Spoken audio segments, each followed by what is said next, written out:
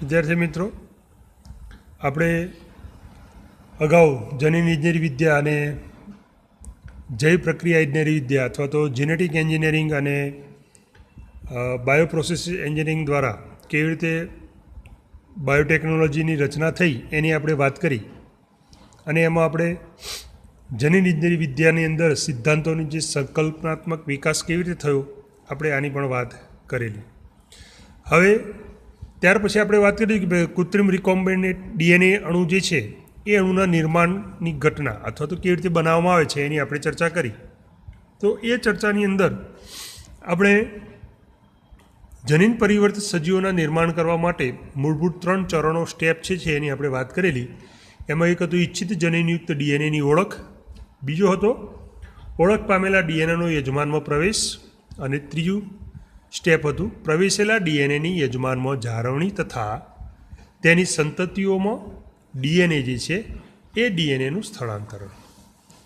હવે આ જે ચર્ચા જે થઈ, આપણે જે વાત કરી એના આધારે આપણે રિકોમ્બિનેન્ટ ડીએનએ ટેકનોલોજીના ઉપકરણો જે છે એ ઉપકરણો અથવા તો એના જે ટૂલ્સ છે એ ટૂલ્સની આપણે વાત કરીશું. તો આવા ટૂલ્સ એ 4 પ્રકારના છે. હવે કયા 4 પ્રકારના છે તો આપણે અહીંયા આગળ એની સામાન્ય વાત કરીએ કે જનીન ઇજનેરી વિદ્યા અથવા તો જનીન ઇજનેરી વિદ્યા અથવા તો આપણે બીજા એને કયા નામથી ઓળખીએ છીએ? Recombinant DNA technology. Recombinant DNA technology જે છે એ ટેકનોલોજી ત્યારે પૂર્ણ થઈ શકે અથવા તો એના માટે જરૂરી જ્યારે આપણી પાસે એના માટેના જે મહત્ત્વના જે ઉપકરણો જે છે એ મહત્ત્વના ઉપકરણો જેવા કે એક રિસ્ટ્રિક્શન ઉત્સેચકો, આપણી પાસે રિસ્ટ્રિક્શન ઉત્સેચકો હોવા જોઈએ. અને આવા ઉત્સેચકો જે છે એ 2 પ્રકારના હોય. એમાંના એક જે છે એને કહેવાય છે રિસ્ટ્રિક્શન એન્ડોન્યુક્લિએજ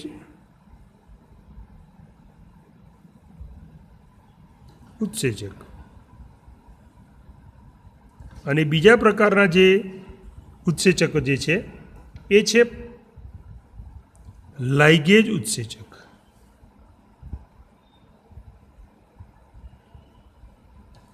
હવે આ બંને પ્રકારના જે ઉત્સેચકો જે છે એને કહેવાય છે પોલિમરેજ ઉત્સેચક. તો આવા પોલિમરેજ અથવા તો રિસ્ટ્રિક્શન પ્રકારના 2 ઉત્સેચકો આપણી પાસે ઉપકરણ તરીકે હોવા જોઈએ. બીજું છે ક્લોનિંગ વાહકો. હવે ક્લોનિંગ વાહકો એટલે શું તમને ખ્યાલ હશે, ભૂલી ગયા હોય તો ફરીથી યાદ કરાવું કે તમે ઈચ્છિત ડીએનએ જે છે એ ડીએનએને રિસ્ટ્રિક્શન ઉત્સેચકમાં રિસ્ટ્રિક્શન એન્ડોન્યુક્લિયજ ઉત્સેચક દ્વારા એને ચોક્કસ જગ્યાએથી કાપ્યો. આ રિસ્ટ્રિક્શન એન્ડોન્યુક્લિયજ ઉત્સેચક જે છે એને આપણે આણ્વીય કાતર કહીએ છીએ. તો એના દ્વારા આપણે એમાં આવેલા વિશિષ્ટ ક્રમ અથવા તો વિશિષ્ટ જોડ જે છે કે જે વિશિષ્ટ સ્થાને રંગસૂત્રના શૃંખલા જે છે ડીએનએની શૃંખલા એના ઉપર આવેલો હોય, અને એને આવી જે શૃંખલા અથવા ક્રમ જે છે જેને આપણે ચોક્કસ નાઇટ્રોજન બેઝ કહીએ છીએ એ નાઇટ્રોજન બેઝથી એને કાપે. હવે એ કાપ્યા પછી અલગ કરેલો જે ઈચ્છિત ડીએનએ જે છે એને વધારે પ્રમાણમાં ક્લોનિંગ એટલે નકલો, બરાબર, નકલો મેળવવા માટે એને બીજા એક સૂક્ષ્મ જીવનો વાહક તરીકે ઉપયોગ કરવામાં આવે. અને આવા વાહક તરીકે આપણે સાલ્મોનેલા ટાઇફીમેરિયમ અથવા તો ઇકોલાઈ બેક્ટેરિયા જે છે એના પ્લાઝમિડનો ઉપયોગ કરીએ છીએ. એટલે એના માટેના આવા વાહકો, પ્લાઝમિડ જેવા વાહકો આપણી પાસે હોવા જોઈએ. અને ત્રીજો છે સક્ષમ યજમાન.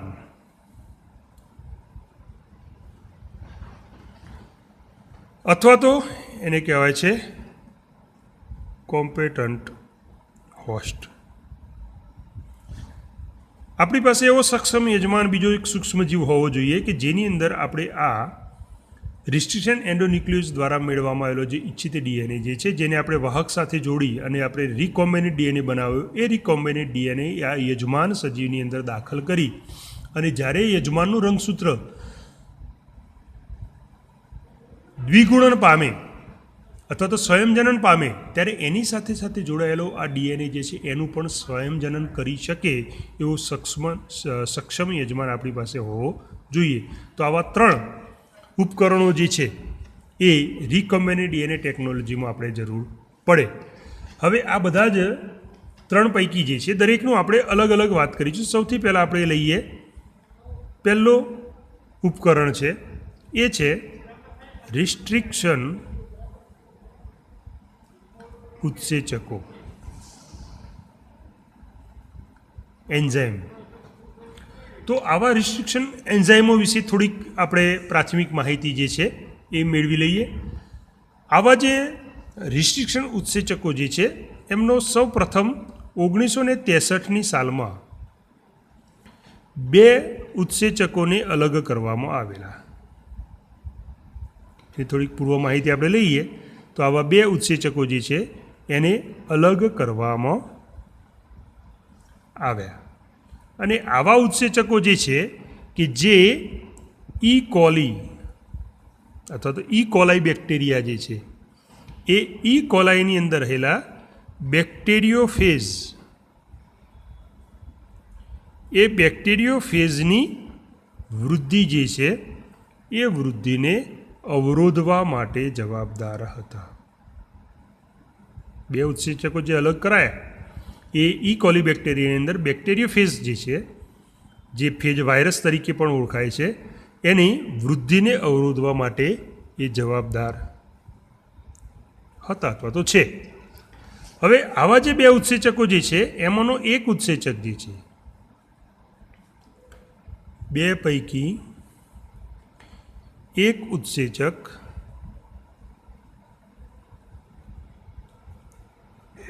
એ ડીએનએમાં મિથાઇલ સમૂહ ઉમેરે છે. એક ઉત્સેચક જે છે 2માંથી એક એવો છે કે જે ડીએનએમાં મિથાઇલ સમૂહને ઉમેરે છે. અને જ્યારે બીજો ઉત્સેચક જે છે એ બીજો ઉત્સેચક ડીએનએને નિશ્ચિત સ્થાનેથી અથવા તો વિશિષ્ટ ક્રમ જે છે એ ક્રમેથી એને કાપે છે. હવે એમાંનો જે આ બીજા નંબરનો જે ઉત્સેચક હતો કે જે ડીએનએને ચોક્કસ સ્થાનેથી કાપતો હતો એને કહેવામાં આવ્યો રિસ્ટ્રિક્શન એન્ડોન્યુક્લિએજ. એને કયા નામથી ઓળખવામાં આવ્યો? બીજા નંબરનો ઉત્સેચક કે જે ડીએનએ ચોક્કસ સ્થાનેથી કાપે છે એને કહેવામાં આવે છે રિસ્ટ્રિક્શન એન્ડોન્યુક્લિએજ.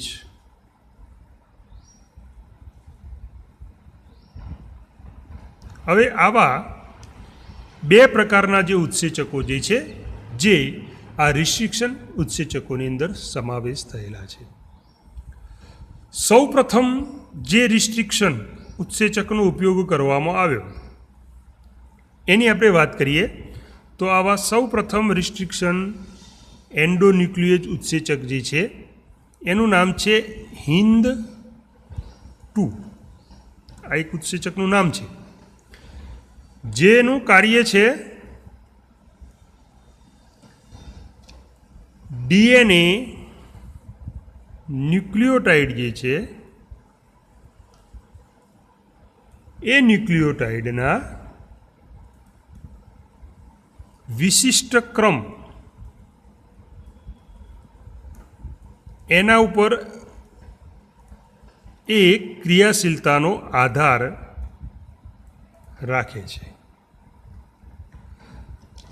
હવે 1963ની સાલ પછી લગભગ 5 વર્ષ પછી આગળ સંશોધનો થતા ગયા એ સંશોધનો છે આગળ ચાલતા ગયા તો લગભગ 5 વર્ષ પછી આવો ઉત્સેચક જે છે HIND-2 એને અલગ કરવામાં આવ્યો અને એને ઓળખવામાં પણ આવ્યો, અલગ પણ કર્યો અને એની ઓળખાણ જે છે પ્રસ્થાપિત કરવામાં આવી અથવા તો એને ઓળખવામાં આવ્યો. હવે આવો જે ઉત્સેચક જે છે એની અંદર એવું જોવા મળ્યું, કયામાં? તો ઉત્સેચક જે છે HIND-2 એ હંમેશા DNA અણુના એક ચોક્કસ બિંદુ અથવા તો એને ચોક્કસ ક્રમ કહેવામાં આવે, વિશિષ્ટ ક્રમ કહેવામાં આવે, એ ચોક્કસ બિંદુ અથવા તો ક્રમ ઉપર એ કાપ મૂકીએ છીએ જ્યાં આ જે વિશિષ્ટ ચોક્કસ બિંદુ જે છે એ બિંદુ ઉપર 6 બેઝ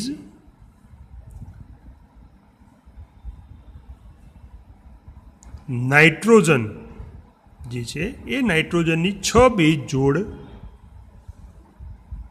નો એક ચોક્કસ ક્રમ હોય છે.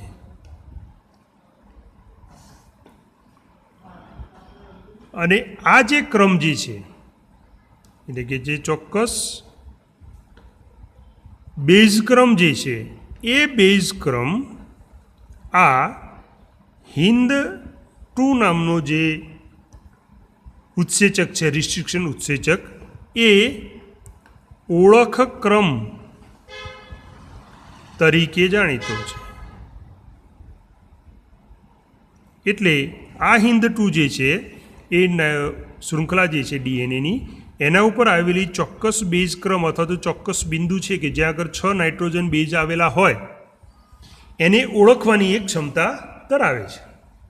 અને જ્યાં જ્યાં આ સમગ્ર શૃંખલાઓ, 2 શૃંખલાઓ હોય DNAમાં, તે બંને શૃંખલાઓ ઉપર જ્યાં પણ આવા 6 નાઇટ્રોજન બેઝની જોડીઓ અથવા તો ચોક્કસ બિંદુ અથવા તો ચોક્કસ બેઝ ક્રમ આવેલો હોય એને આ HIND-2 નામનો રિસ્ટ્રિક્શન એન્ડોન્યુક્લિયસ ઉત્સેચક જે છે એ આ સ્થાનને ઓળખે છે.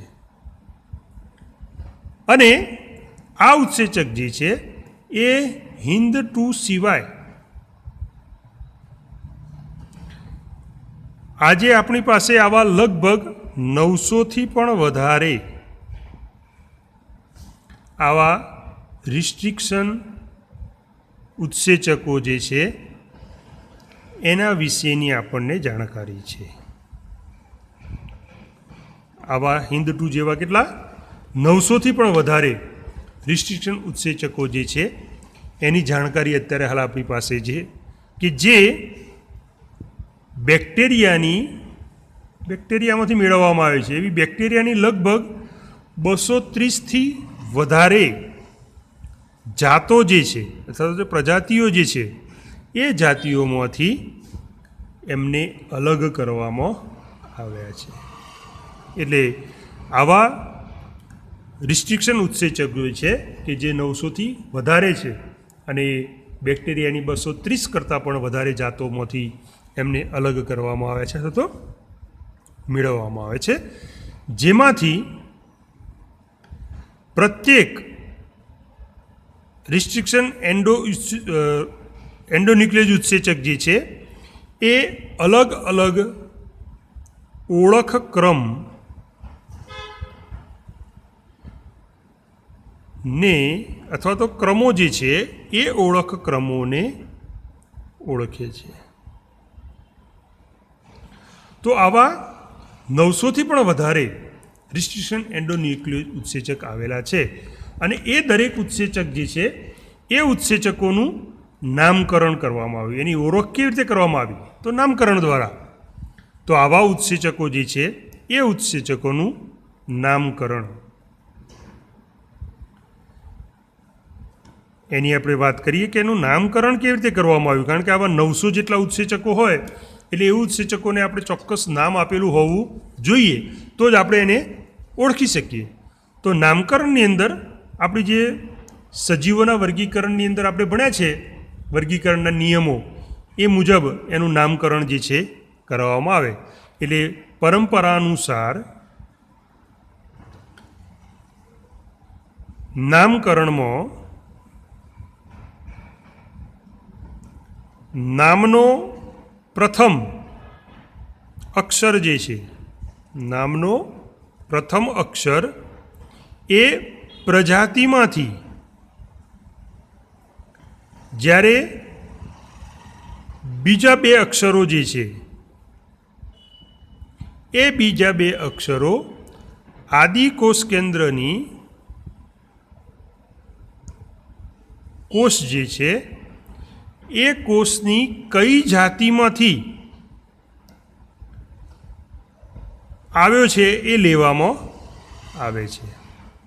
એટલે આદિકોષ કેન્દ્રની કોષ જે છે એની કઈ જાતિમાંથી લેવામાં આવ્યો છે ત્યાં આગળ એનું બીજો અક્ષર જે છે એ એનું નામ દર્શાવે છે. અને ત્યાર પછી એમાંથી તેને અલગ કરવામાં આવ્યા હતા એ દર્શાવે છે. આપણે ઉદાહરણ તરીકે લઈએ, દાખલા તરીકે આપણે અહીંયા આગળ એક ઉદાહરણ તરીકે આપણે આગળ વાત કરી કે ઉત્સેચક છે હિન્દ, HI પછી ડી અને ટુ, હિન્દ 2 તરીકે ઓળખાય. હવે આ એક ઉત્સેચકનું નામકરણ છે. હવે એમાં આપણે વાત કરી તો આ જે હિન્દ શબ્દ જે છે HIN હિન્દ એ જે તે સજીવની પ્રજાતિ દર્શાવે છે. શું દર્શાવે છે?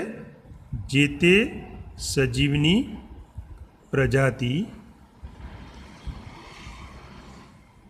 દર્શાવે છે જેમાંથી ઉત્સેચકનું અલગીકરણ કરવામાં આવેલું છે.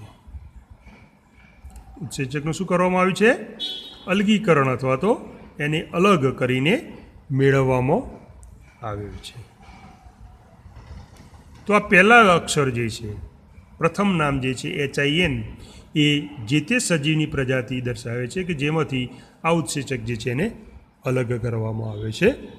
ત્યાર પછી બીજો અક્ષર છે ડી. તો આ ડીનો અર્થ શું થાય? તો જે તે ઉત્સેચક ના પ્રાપ્તિ સ્થાનની જાતિ દર્શાવે છે. અને ત્રીજો નામ છે આ ટુ. આ રોમન અંક છે. ટુ શું છે? એ રોમન અંક છે. અને આ રોમન અંક જે છે એ આપણને જે તે જાતિમાં રિસ્ટ્રિક્શન એન્ડોન્યુક્લિયેઝ ઉત્સેચક જે છે એનું સ્થાન દર્શાવે છે. શું દર્શાવે છે? એનું સ્થાન દર્શાવે છે. તો આ હિન્દ 2 3 અક્ષરોનું નામ આપેલું છે.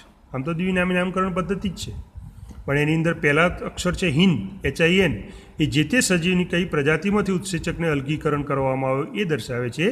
ડી જે છે એ ઉત્સેચકના પ્રાપ્તિ સ્થાનની જાતિ દર્શાવે છે. અને આ રોમન અંક 2 જે છે એ જે તે જાતિમાંથી આ રિસ્ટ્રિક્શન એન્ડોન્યુક્લિયેઝ ઉત્સેચક છે એનું સ્થાન દર્શાવે છે. તો આવી રીતે ઉત્સેચકનું નામકરણ જે છે એ નામકરણ કરવામાં આવે છે. આવો જ એક બીજો ઉત્સેચક છે. આપણે બીજું ઉદાહરણ લઈએ, ઉદાહરણ 2. એમાં નામ છે ઇકો. R1 આઈ ના કહેતા વિદ્યાર્થી મિત્રો, R1 બોલજો. તો આ જે છે એ ઉત્સેચક ઇસ્ચેરેશિયા કોલાઈ નામના જે બેક્ટેરિયા જે છે એ ઇસ્ચેરેશિયા કોલાઈ RY13 નામની એક જાતિ છે. ઇસ્ચેરેશિયા બેક્ટેરિયા જે કોલાઈ જે બેક્ટેરિયા જે છે એની એક જાતિ છે. ટૂંકમાં એને આ રીતે દર્શાવવામાં આવે E. coli RY13. તો આ પ્રકારની જે જાતિ જે છે એમાંથી આ ઉત્સેચક આવ્યો છે.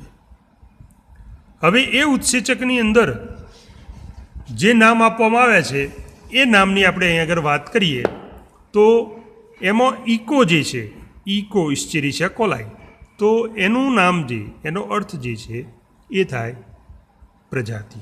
કઈ પ્રજાતિમાંથી એ મેળવવામાં આવે છે? તો ઇસ્ચેરિશિયા કોલાઈ RY13માંથી મેળવવામાં આવે છે. ત્યાર પછી બીજો શબ્દ આવે છે આર, કેપિટલ આર. તો એ કઈ જાત જે છે એ જાતના નામ પરથી આર શબ્દ આપવામાં આવ્યો છે. અને ત્રીજો છે રોમન અંક 1. બરાબર, આ રોમન અંક જે 1 જે છે એ જે તે જાતિમાંથી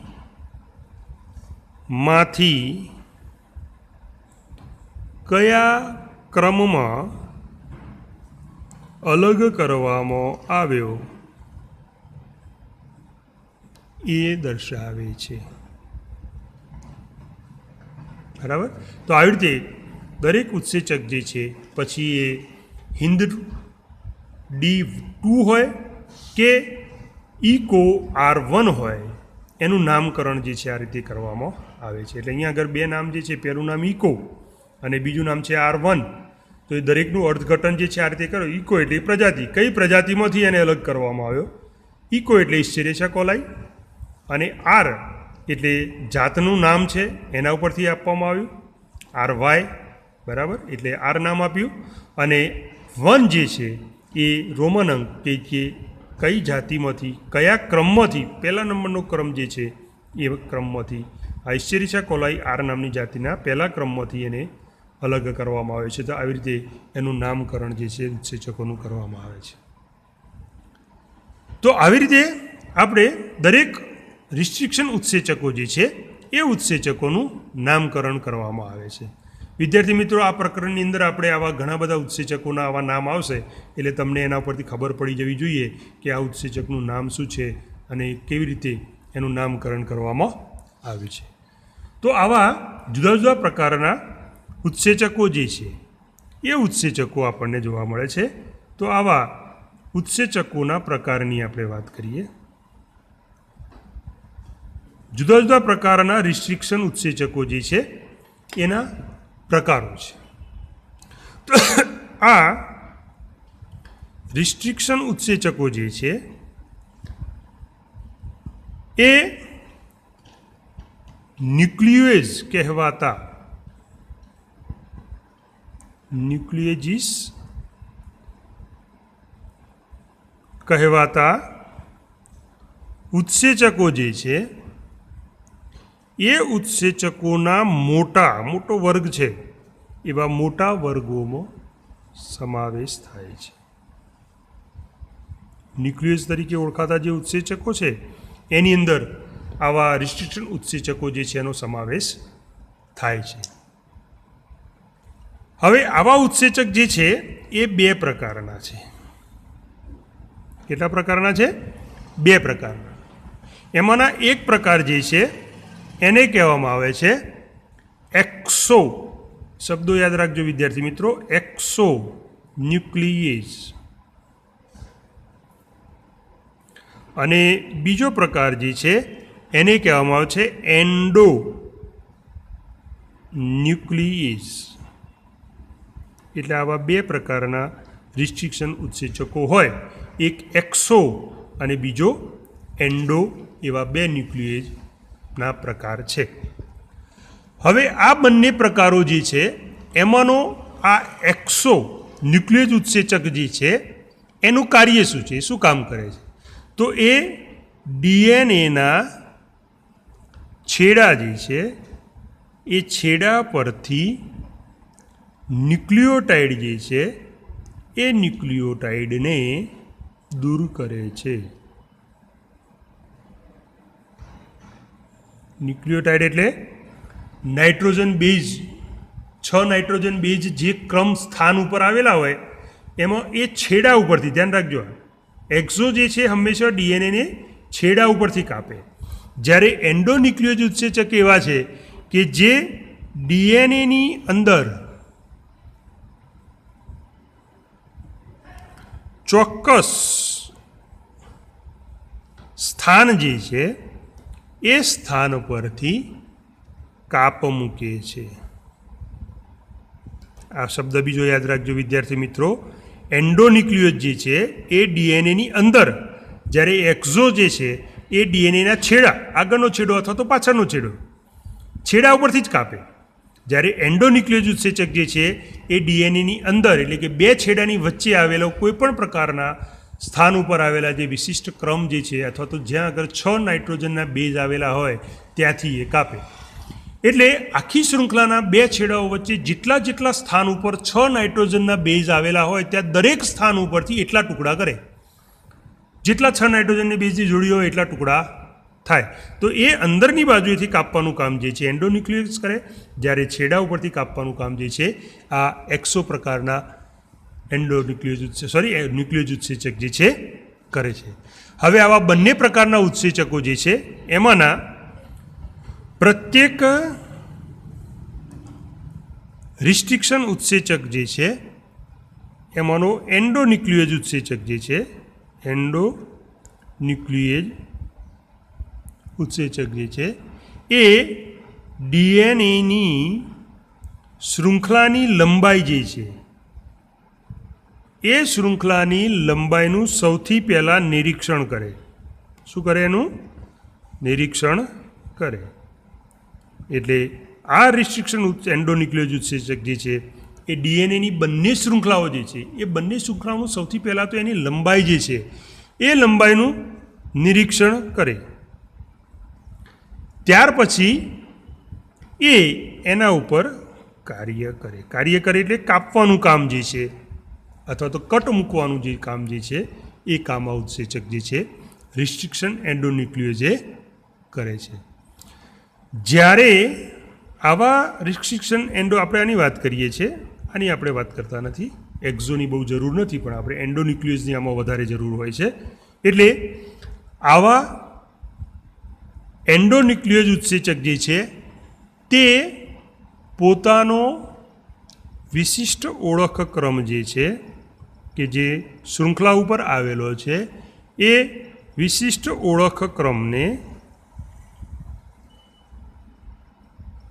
પ્રાપ્ત કરી લે એટલે જાણી લે કે કઈ જગ્યાએ આ બંને ડીએનએની શૃંખલાઓ ઉપર આવો વિશિષ્ટ ઓળખ ક્રમ અથવા તો 6 નાઇટ્રોજનની બેઝની જોડી જે છે એ જોડી ક્યાં આવેલી છે એને એ ઓળખી લે. હવે ઓળખ્યા પછી આ રિસ્ટ્રિક્શન એન્ડોન્યુક્લિયસ ઉત્સેચક જે છે એ આગળ કાર્ય કરે. હવે જ્યારે એ ઓળખક્રમ ઓળખી લે એટલે એ ડીએનએ સાથે આ ઉત્સેચક જે છે જોડાય છે. ડીએનએની સાથે ઉત્સેચક શું થાય? ઓળખક્રમ નક્કી થઈ ગયો, લંબાઈનું નિરીક્ષણ થઈ ગયું, પછી એ ડીએનએ સાથે જોડાય અને ડીએનએની જે બેવડું કુંતલ જે છે એ બેવડા કુંતલની જે બંને શૃંખલાઓ જે છે એ બંને શૃંખલાઓને ઉપર આવેલ જે શર્કરા ફોસ્ફેટ, તમે ડીએનએની રચના 6ઠ્ઠા પ્રકરણની અંદર ભણેલા છો, 11મા ધોરણની અંદર પણ ડીએનએ અણુની ત્રિપરિમાણિક સ્વરૂપની રચના તમે ભણેલા છો, એટલે તમને ખબર છે કે ત્યાં આગળ શર્કરા ફોસ્ફેટના બંધ સ્થાન આવેલા હોય. આ શર્કરા ફોસ્ફેટ જે છે કે જ્યાં આગળ બે શર્કરા અને ફોસ્ફેટ એકબીજા સાથે જોડાઈ અને એસ્ટર બંધ દ્વારા જોડાય, તો જ્યાં આગળ આવા એસ્ટર બંધ આવેલા હોય એવા જે સ્થાન જે છે જેને કહેવાય છે શર્કરા ફોસ્ફેટ આધાર સ્તંભ, એ આધાર સ્તંભમાં વિશિષ્ટ કેન્દ્ર જે છે એ વિશિષ્ટ કેન્દ્રો પરથી શૃંખલાને કાપે છે. હવે આવા આપણે આકૃતિની અંદર હું તમને બતાવું છું કે કેવી રીતે કાપે છે. તો પ્રત્યેક રિસ્ટ્રિક્શન એન્ડોન્યુક્લિયસ ઉત્સેચક જે છે એ ડીએનએમાં વિશિષ્ટ રીતે ગોઠવાયેલી પેલિન્ડ્રોમિક ન્યુક્લિયોટાઇડ શૃંખલા જે છે એ શૃંખલાઓને ઓળખીએ છીએ. હવે પેલિડ્રોમિક શૃંખલા એટલે શું? તો આ પણ તમે છઠ્ઠા પ્રકરણની અંદર ભણેલા છો. ડીએનએની અનુરચનાની અંદર આવેલી બે શૃંખલાઓ કે જે સમાન છે પણ એકબીજાને પરસ્પર વિરુદ્ધ દિશામાં નિસરણીની માફક સમાંતર અને કુંતલાકારે ગોઠવાયેલી છે. તો આવી એક શૃંખલા જે છે એની સમાંતર આવેલી જે વિરુદ્ધ દિશામાં ગોઠવાયેલી બીજી શૃંખલા જે છે એને કહેવામાં આવે પેલિન્ડ્રોમિક.